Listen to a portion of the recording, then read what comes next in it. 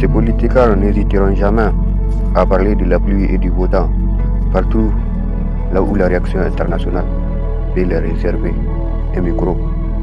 Ces politiciens sont hyper actifs dans l'exécution de tous les protocoles et directives dictés par la métropole. Même si, pour la crédibilité d'un pays dit des droits de l'homme, la France moralisatrice et sensibilisatrice essaie tant bien que mal d'emprisonner Nicolas Sarkozy parce qu'il avait fait un malheur diplomatique lors de sa campagne. Même s'il y a eu des Africains assez naïfs pour croire qu'il y a une place pour la vérité derrière la tribune de la Cour pénale internationale. Même si elle mène tout droit au protectorat qui est juste des criminels costumés comme Nicolas Sarkozy. Même si elle mène tout droit à la politique chaotique de tous ces bureaucrates qui se succèdent dans les couloirs éclairés de l'Élysée.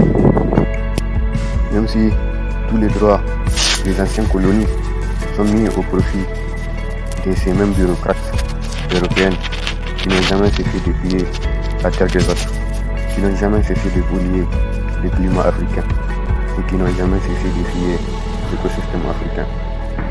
Et tout cela, pourquoi? Pour apaiser la petite pute de l'Occident avec de l'or, de l'uranium et bien d'autres ressources vitales aux caprices français et européens. Et tout ça pourquoi? Pour une démocratie nouvelle et rebelle, pour une démocratie moderne et sensibilisatrice, pour une démocratie divertissante et fortement recommandée par les entrepreneurs du néocolonialisme, pour une démocratie qui apparaît pendant les élections et qui disparaît telle une actrice après la proclamation de la position électorale nationale et indépendante de la volonté populaire dans certaines nations africaines, pour une démocratie sensibilisatrice et colonisatrice des enjeux stratégiques de l'Afrique, colonisatrice de toutes les institutions africaines et super actif dans le piratage du Conseil africain et malgache pour l'enseignement supérieur.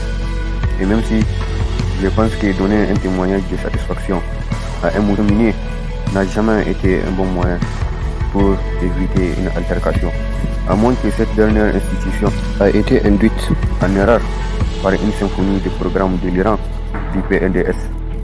L'un de moi l'idée de désinguer tous les protocoles théoriques accomplis par la politique nigérienne, après tant de régimes piratés et infiltrés par l'Élysée, qui est secondé par plus d'une centaine de rats qui siègent les égouts des assemblées.